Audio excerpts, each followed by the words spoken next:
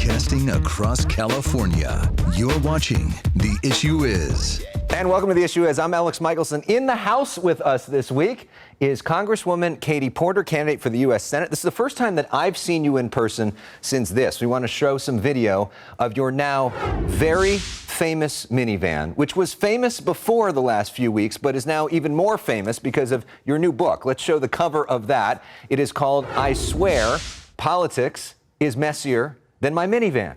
Katie Porter, welcome back to The Issue Is, and congrats on the new book. Thank you. And as you can attest, the MiniVan actually is pretty messy. It is a little messy, and this book's a little messy, which is what also makes it fun.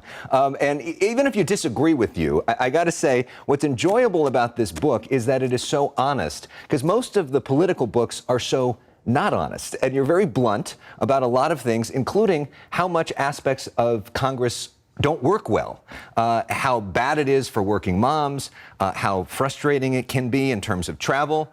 Why do you want to stay there? Why do you want to sign up for 6 more years in the Senate? Well, one of the things I say in the book is that while the job, by most of the metrics that we would measure a job by, things like commute times or whether you like your colleagues, this is a pretty tough job. But the work that you get to do, learning from people in California, touring amazing businesses, seeing how nonprofits are solving problems, you get to work with incredibly smart people who care about the country and about Californians. So the job aspects of it, you know, the job security, the commute time, that stuff's pretty rough, but the work is the most amazing, important work I've ever had the chance to do. And we're going to talk more about the book and about that work in a second, but we want to get to some of the news of the week first. You were the first to announce a run in this race. At the time, Dianne Feinstein hadn't said whether she would run again or not. She's not going to run in 2024, but there's some questions about whether she should leave now. Ro Khanna, who is a congressperson for Silicon Valley,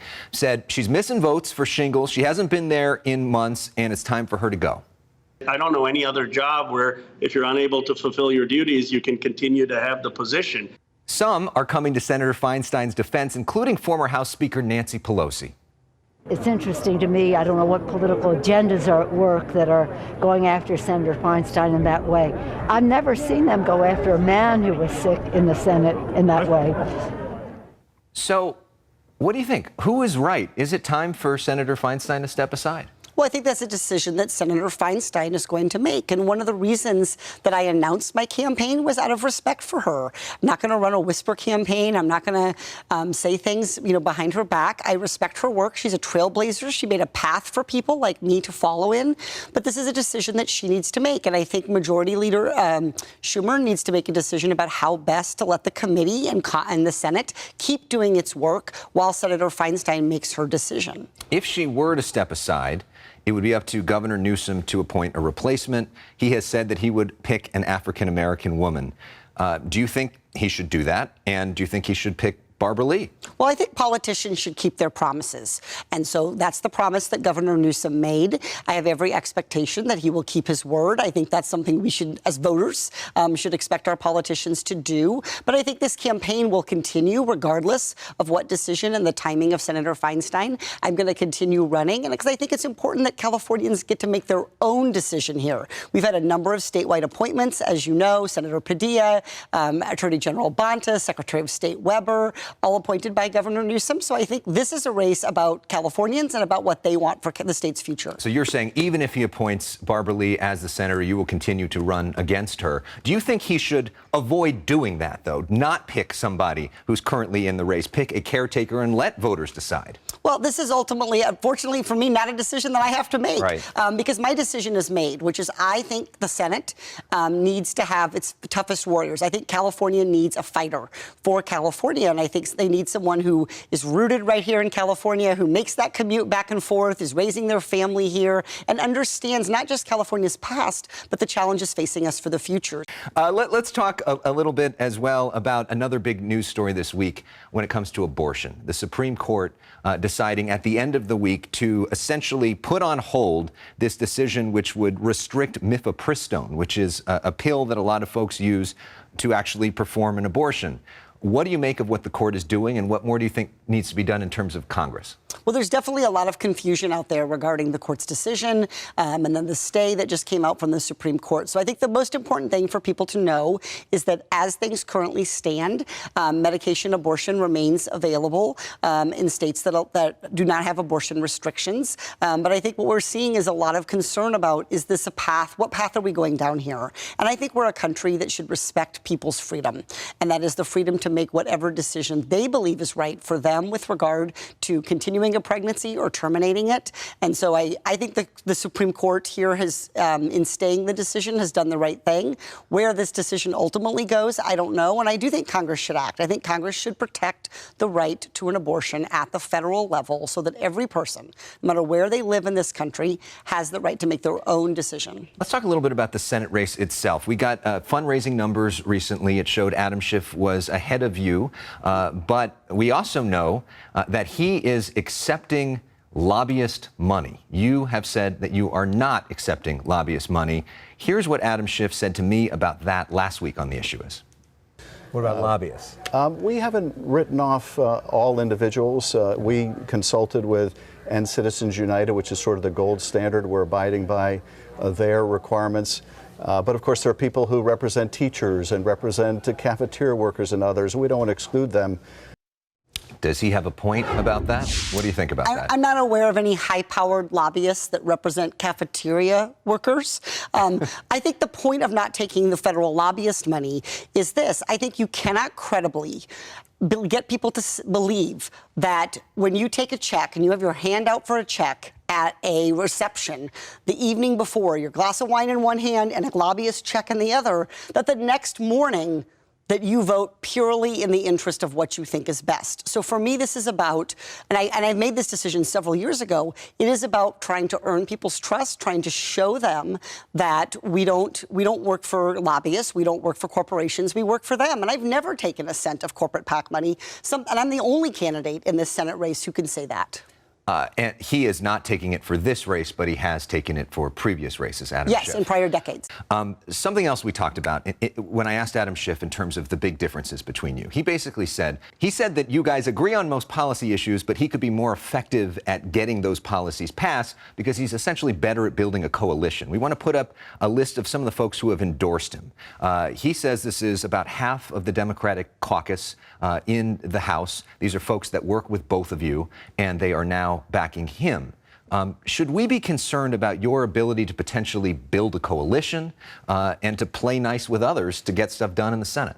Well, this race is not about what longtime Washington insiders want. It's about what California voters want. And so many of these folks served with Adam Schiff 30 years ago in the Assembly. Many of them have served with him for 25, 20 years in Congress. They're right. They have longer relationships with Adam. I'm newer to Congress, and I think that is a strength in this race because I'm closer to what it's really like to be a Californian and wonder, why are Californians' representatives not delivering for our state? So when I look at my track record, I've been there 4 years, and in those 4 years, I have had 7 pieces of legislation passed into law, including very important things like making sure that polluters pay a fair rate when they drill on federal lands, making sure that we're enforcing mental health laws that give access to people, making sure that pharmacy companies, big pharma, is not gouging us. So I'm tremendously proud, and I think I have terrific relationships with my colleagues. There was one thing in the book that I thought was especially interesting. It was referencing former Speaker Nancy Pelosi. You put up a picture of yourself as a young kid. We want to put this up on the screen.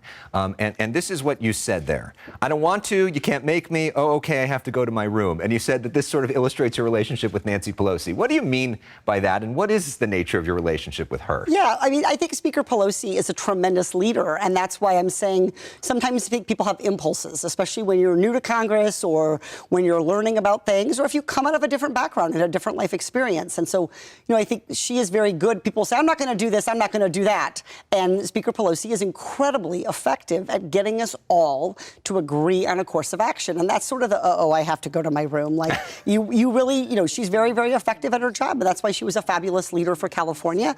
Did that suggest that sometimes you'd butt heads with the Speaker? Well, of course, sometimes I butt heads with the Speaker because I went to Washington to fight for Californians, not to do what the Speaker always wants. And there are times, most of the time, when I think the Speaker is doing right by California.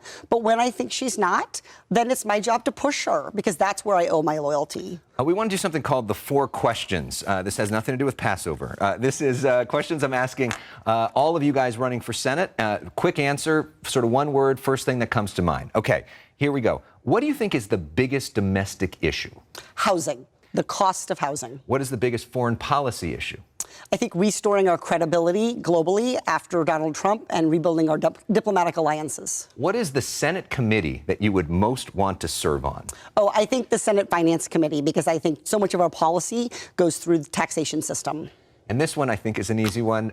Who is the modern senator that you most admire or respect? Oh, well, that's a shocker. I'm going to say Elizabeth Warren. I mean, I named my daughter Elizabeth after her. So we have a longstanding and warm relationship. And I think she's taught me a lot about the importance of the fight is not just to get to Washington. And I certainly had tough fights in Orange County to get there. But the fights continue in Washington to stand up to corporate special interests. I think part of loving an institution, part of my passion for democracy, is understanding that it works when we make demands on it. Right. Coming up, how the views of this candidate for the Senate from California were shaped by growing up in Iowa. We are talking to Katie Porter, who is the author of this book right here, I Swear Politics is Messier Than My MiniVan. You talk in the book about growing up in Iowa, which I imagine is very different than your kids growing up in Irvine. Definitely. How Iowa shaped your worldview and maybe compare that to what your kids are going through now? Yeah. I think one of the things about growing up in Iowa is I grew up there in the 1980s during the farm crisis. And so Iowa was, the first in the nation for the presidential caucuses. All these politicians wanted to talk to us, told us how important we were. But when the farm crisis hit, when the bank in my small town closed, where were the politicians? Where were all those folks who'd wanted our votes when we needed help saving our economy, saving our community, saving our way of life? And they were nowhere to be found. And so I think this is part of why I'm so dedicated to oversight, why I'm so dedicated to making sure that when government promises something, that it's not just about the press conference. It's not just about the politicians taking a victory lap. It is about making sure that people's lives really change. Let's talk also about being a single mom. You are the only single mom with school-age kids in Congress. And you write a lot about the fact that the system is not set up for somebody like you at all. And there were a lot of people that were dismissive of you, basically saying, this isn't for you. What do you think needs to change so that the system is better for somebody like you? Well, just like in a lot of workplaces where we've seen that when you make it possible for people to take care of their personal responsibilities and their family responsibilities, they work harder. And that means making sure that we have a schedule that lets people get to Washington on time and work really hard while they're there, but get back to take care of their constituents, not just their children. Right. But I often say I have, 700,000 constituents, and my 3 children are the most demanding of them. Well, let's talk a little bit about your kids. You say that your most treasured possession of all your time in Washington is this picture, which is of your son introducing you at your election night. What a great picture that is. I'm curious, what have your kids taught you? Oh, well, they definitely reinforced to me that accountability is a two-way street. And I think voters reinforce that every 2 years, but I would say my kids reinforce that pretty much every 2 hours. And so, they recently started, I was very busy in Washington. I didn't make it to the grocery store because I had to turn right around that weekend and go home. And my kids started calling it the Great Famine because there was an inadequate supply of Cinnamon Toast Crunch for breakfast. So I think they definitely deliver accountability. But I also think that, they're very, very good at wanting me to explain things. They want to know why I'm taking these votes. They have a lot of the same questions on their minds that I think voters do. One of the things you talk about in here, which it's got to be difficult to talk about, but very real, is this idea that you were a domestic abuse victim. It's part of the reason you are a single mother at this point. 1 in 3 women are domestic abuse victims. And I think it's really meaningful for a lot of people to sometimes hear other people share their stories so that they feel validated. What can you tell us about that and how that shaped your view? Yeah, for me, this was a deeply personal experience. It was for my ex-husband and for the children. And one of the things I talk about in the book is how painful and really difficult it was to have this be made into a political issue in the last Democratic primary I faced. And, I think it's going to happen again, unfortunately, in this Democratic primary. And the effect of this could mean that more people who've gone through these kinds of personal and painful experiences stay away from politics, when in fact, we need people who have these experiences fighting for good policies with regard to curbing and preventing domestic violence. So I think the unfortunate effect of having these things politicized rather than leaving them as personal is you actually end up silencing the very people whose voices we most need to hear. And on that front, because has been some reporting about that or questions about you and anger management. What do you want to say about that? Well, these allegations only ever seem to come up when I'm running against other Democrats, and that makes me really disappointed. My ex-husband and I have parted ways. That was almost 10 years ago now, I guess 10 years ago. And he lives out of state. He would like to go about his life. I would like to go about mine. This is all really painful for my children. And when we are trying to have more women in politics, when we're trying to have more diversity in Congress, when people see these kinds of nasty allegations and unfair allegations made, it just pushes people out of Washington. And then it's a vicious cycle because people say people in politics don't have the same experiences we have. So I think, unfortunately, having false allegations made against you by an abuser is actually altogether too common in our system. When we come back, what's the best way to be heard by your Congress member if you're not a lobbyist? We are talking to Katie Porter, the author of I Swear, Politics is Messier Than My Minivan. In this book, you talk about your communications consultant, whose name is Nathan Click, who's been here on the show. We've got some video of Nathan, and I love the phrase that you used about him.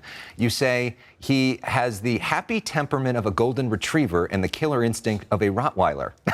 So what is sort of your big takeaway from him in terms of media relations?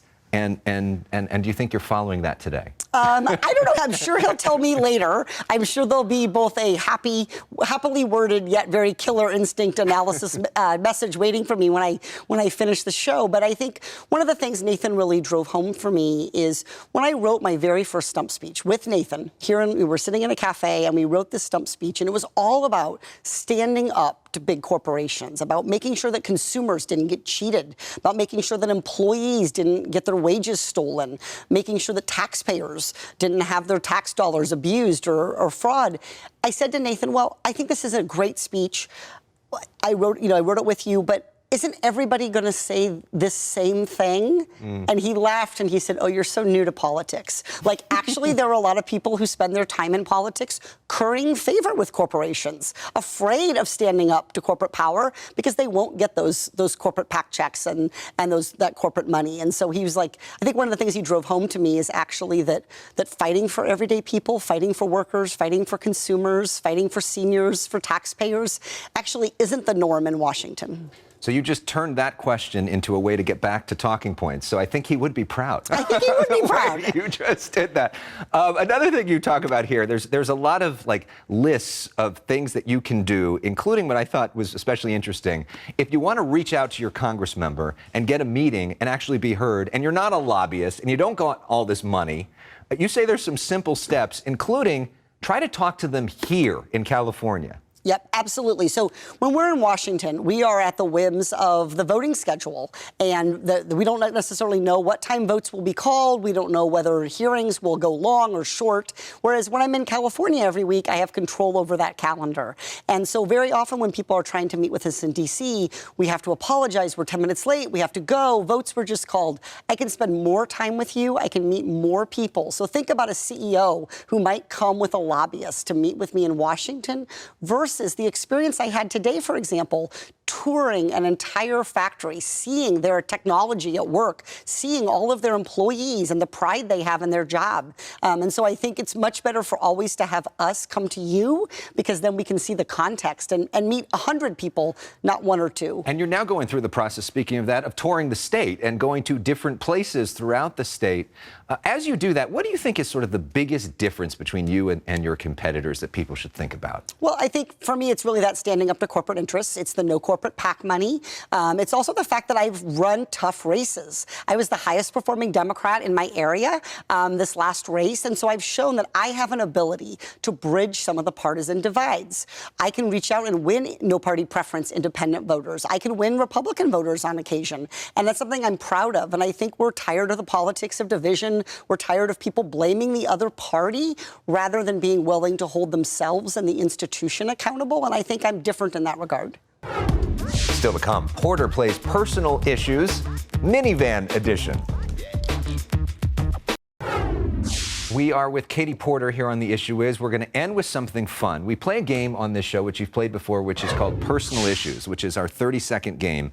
But we're going to do it MiniVan inspired, right? So we see the MiniVan. We know the MiniVan's part of the I swear politics is messier than my minivan. So for this 30-second round, it's going to be, imagine we're taking a road trip in the MiniVan, right? We're packing the kids, we're going on the road, and first thing that comes to mind. Here we go. What is the best road trip song? Oh, I think Willie Nelson, always good. Okay. Best road trip snack? Oh. I don't know if I have a best. I have a worst. What's that? Which my kids and I eat is Cheetos is the worst. Okay. Because they lick their fingers and then I find orange smudges all over the van. What's the go-to food stop? Is there anywhere you got to stop? My kids would say In-N-Out for sure. Okay. Best tourist attraction in California? Oh, best? I mean, I live right near some of the most beautiful beaches in California, but I don't think about those as tourist spots. I think about them as home. Right. I would say our national parks. We have the most national parks in the country, and they're really amazing. And lastly, if you go on the road trip, who's the kid that's going to behave the best? Oh, Paul, my middle child. Just because he's very happy-go-lucky, but he just kind of goes with the flow, and that's important on a road trip. But we're planning a road trip this summer around California, getting out to see parts of the state. So my kids are disappointed I'm not going to have a big, fancy campaign bus like Governor Newsom or like Senator Harris. We're going to do it in the minivan. All right, that'll be fun. I hope we can join you for some of that, and maybe we can play Willie Nelson on the road again. Absolutely. All right, Congresswoman, thanks so much. Again, the book is available in stores everywhere now, and it can help pay for her fixing of her toilet, right? What she wrote in there. Great to see you. Thank you. Best of luck out on the campaign trail. Thanks for watching The Issue Is. We'll see you next week. Great job. Thank you. That was great. Thank you so much. That was really, really fun. Nicely done. I'm glad you enjoyed the book.